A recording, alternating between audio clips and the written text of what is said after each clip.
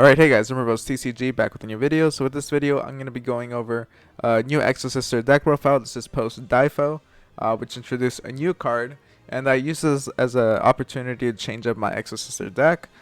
Since they only added one new card, I still found that there were some changes I wanted to make with the deck, and I wanted to go over these changes with you guys. So yeah, let's just get started. So here I decided to opt for two Dinetherium. So Dinetherium is pretty cool because you can special summon it from your hand. And if you do, your opponent can special summon a level 4 monster from either grave. You know, if you go first, you can use this to bait your opponent into using one of your monsters if they choose to special summon a monster from the grave. And if they do so, then your Exosister's effects become active because if your opponent moves a card out of either graveyard, you can special summon one from your extra deck one Exosister Exceed monster using this face-up card you control as material, and this applies to all the Exosisters. So it's a great way to kind of bait your opponent into, into taking one of your monsters because it does look tempting. And if they decide to do that, then you can opt to Exceed summon, and you basically get a free Exceed monster out of it. So it's pretty cool. If anything, if they know about this, then they won't choose to use it. But either way, it's a free level 4 from your hand that doesn't really have any negative side effects because you're able to use the negative side in your favor. And here we have 3 Magistas Flame Zora. I'm still opting for this little Majestic Engine. I think it's really good, and it lets you just special summon a level 4 spellcaster monster from your hand or grave, and I think that's pretty great just to get these Exosisters out. Yeah, I still like this. And Gigabyte, Ranru, Nefarious, and Inari, I still think they're pretty great just to get the kind of like Black Wings, just being able to swarm them out. It's great if you're going to go for a lot of Exceeds, and just having more level 4s I think is just useful to have. And here I run 3 copies of Exosister Elise. So Elise is pretty great because if you control an Exosister monster, it social summons itself. And yeah, I think it's a pretty great Exosister just for that. And it's a great one to like search out in case you're going to use a Mento. And here we have Exosister Elaine.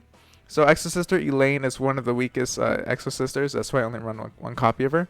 I'm still opting to maybe run 2, just because right now we're kind of limited on the Exosister names. So you can place one Exosister card from your hand on the bottom of the deck, and then draw one card. Then if you control Exosister Sophia, you gain 800 life points. So it's a weaker version of Exosister Sophia, but still, just having the name out there, it can be decent. Here we have Exosister Stella. So Exosister Stella is pretty great because you can summon a Exosister monster from your hand, and if you control Elise, you can gain 800 life points.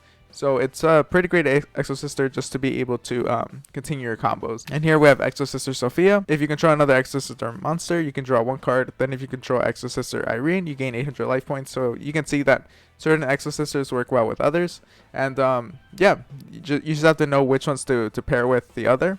Just because it does become relevant with Exosister packs and with Vadis. So here for hand traps, I run 3 Ash Blossom and 3 Effect Veiler, so I think you know what they do.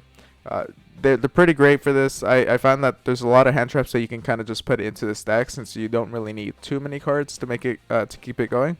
And yeah, I found that these 3 in terms of monster, these 2 worked for me, and it just made me. You just want to slow down your opponent as much as you can so that you can actually play the game. And you know, with your Exosisters, you can actually interact with your opponent as well. So it just gives you more ways to interact with your opponent, slow them down, and kind of just cripple their whatever they play in order for you to be able to win out of that. And here we have 3 Exosister Armament, which if you pay 800 life points, you can target one Exosister monster you control. Special summon one Exosister Exceed monster from your extra deck. And if they don't control a monster special summon from the grave, then you can't activate this.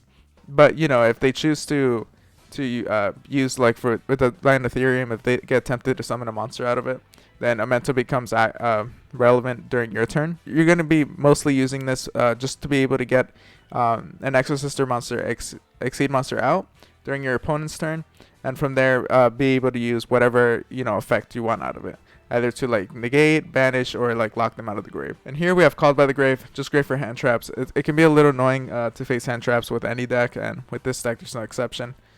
Here we have Exosister packs, 3 copies of it. During the main phase, you can pay 800 life points to add one Exosister card from your deck to your hand. Then if you added a monster by this effect, you can special summon it if the other Exceed Exosister monster mentioned on it is on the field or in the grave. So it's pretty great. It's an Exosister search, and it's not just for monsters. It can actually search out any of your spells or traps. So it's a really good card. Just being able to search something out, or just to be able to search out an Exosister, and if you have that monster mentioned on the text, in the field or in the grave, then you get to special summon that Exosister monster. So pretty great card. I think it's 3 just because it's so usable. You can just use it to search out a spell or to get a monster out for free. Here we have Carpet Demon.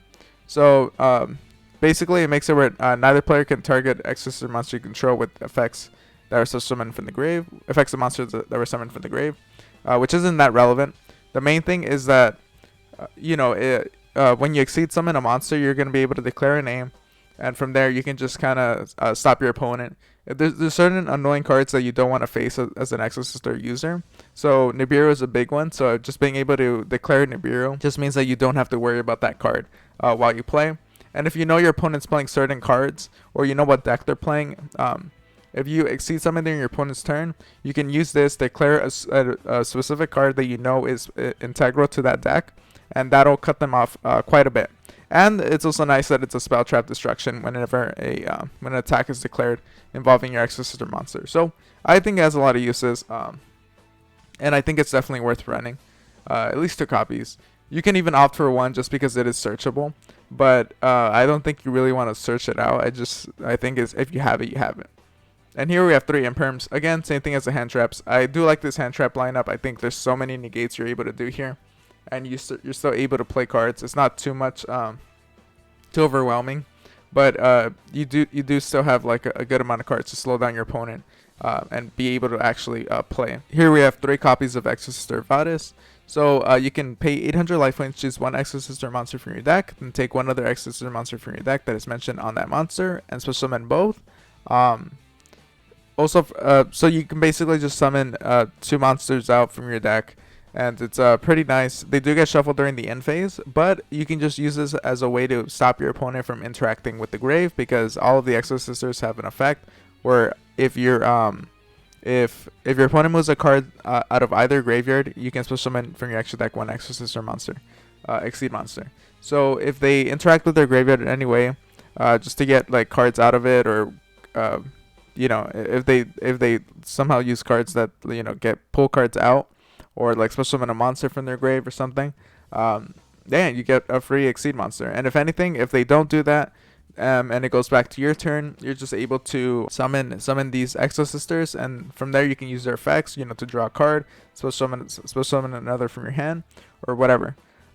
Pretty great card. I think having 3 copies is nice. It depends if you're okay with running a bit of a slower version. I think it works just because you have a lot of negates, and being able to just negate these many cards, and then having the Exosister Exceed effects that allow you to slow down your opponent even more. I think Vadis is totally viable, and I like having 3 copies of it. So for the Majestic Engine, here we have Zora. So Zora, when it's synchro summoned, you can equip 1 Magistas monster from your extra deck to this card, and then your opponent cannot activate the effects of monsters with the same card type. So depending on which one you choose to equip, it'll lock those type of effects out. And if this card is in your graveyard, you can target one Magistas card you control, destroy it, and if you do, special summon this card. So it's just a way to bring itself back to life. Here we have Magistas Varam, the Magistas Divinity Dragon. So while this card is an equipped card, the equipped monster cannot be destroyed by opponent's spell trap effects. So if you choose to equip to lock your opponent out of synchro effects, then you give it protection from spell trap destruction. And if the synchro summon card is destroyed, you can destroy all face-up cards your opponent controls at the start of the damage step. If the monster this card is equipped to battles an opponent's monster, you can destroy that opponent's monster. So if you choose to synchro Magistas Varam, then when it gets destroyed, you get to destroy all face-up card your opponent's control. It's a pretty good just bomb to have with you. And if they choose to eventually destroy it, then they're gonna have to pay for it. And yeah, I think it's a pretty good card, either as an equip or to just choose to summon it on its own. And yeah. And let's see, I guess Zeus, just you're playing an Exceed deck, so always have the Zeus here. Here, I'm just going to skip the Magnifica for now, since that's the newer card. Here we have Michaelis. So Michaelis is nice because it is your way to search out Exosister spells and traps, and if you choose to, it is also a way to target one card your opponent controls or in their grave and banish it. So very useful card. And here we have Exosister Caspital, 2 copies of it. This is your way of searching out your monsters, and it locks both players out of special summon monsters from the grave. So not too relevant in that respect. You know, there's some decks that rely on summoning monsters from the grave a lot, so that could be relevant then. But mainly it's going to be your search for Exosister monsters. And here we have Baguska. Baguska is like if you don't get a decent hand, you just put this on the fence and you just sit on it. Pretty good, just for to slow everything down. Here we have Exosister Asophiel. So Asophiel, if this card is Exceed Summon using an Exosister monster, neither player can activate card effects in the grave this turn. So again, just a way to just stop a lot of these cards are just centered around graveyard effects and stopping them. So that's another way of doing so. And here we have Jabrine. So Jabrine, if it's a quick effect that lets you to target one effect monster your opponent control and negate its effects. Again, it becomes relevant sometimes when you just need a way to negate a monster effect, and this is when you opt to go for Jabrine.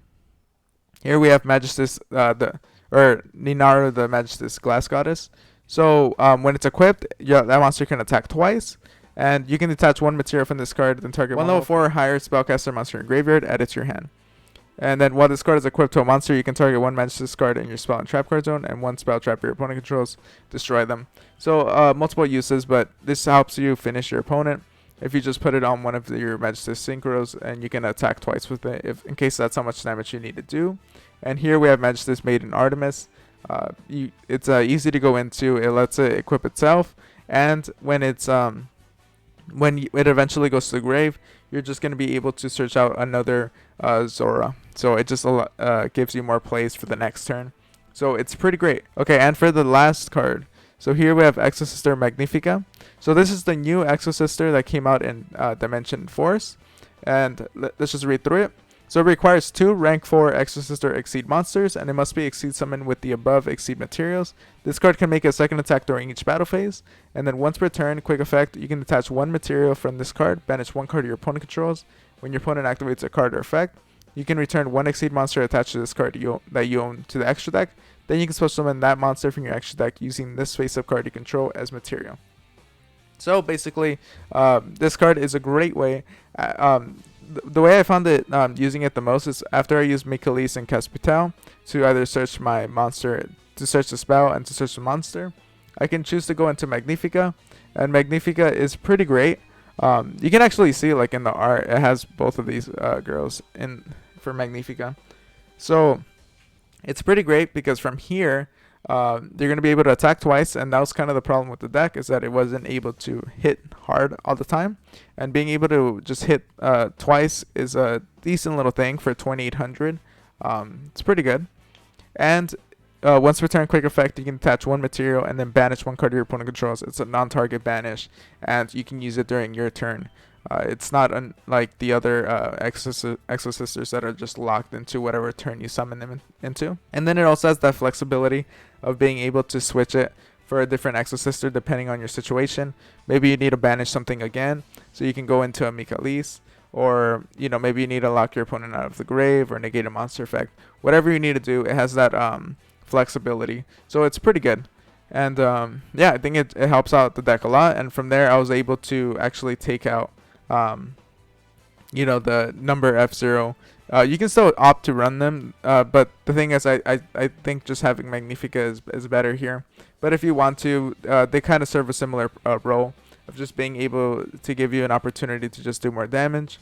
And speaking of which, we can go through the side deck. Thine Ethereum, this was the 3rd copy, decided not to run it since I thought 2 was sufficient enough, and I thought having, it can only be summoned once per turn this way, made it unnecessary to have another copy. Can kind of fill up your hand too much. All of these, Gigabyte, Ranru, and these 4. If you need another summon from your hand, these are great. In case you do want that, these are another option. I just decided to run with 1 of each copy. It worked out for me. so that's what I'm continuing to run. Tornado Dragon, you know, if you case Spell Trap Destruction could be relevant. I never really summoned it, so I decided to just take it out completely. Jabrine, another copy, because it is a monster effect negate, so it's pretty nice. It's like an Imperm. Decided just one copy is fine though. These guys I already talked about. And then Raigeki, just to have some sort of monster destruction, Monster Reborn as a way to continue your combos. And then Double or Nothing, as I've seen people do run the Double or Nothing build for this deck, in case you want to go for that as like a going second OTK type thing. But it depends on how you want to run the deck, and this is the way I choose to run mine. If you guys have any recommendations for the deck or want to see test hands or duels, just let me know in the comments down below. If you enjoyed the video, make sure to like, comment, and subscribe, and I'll see you guys next time. Thank you for watching.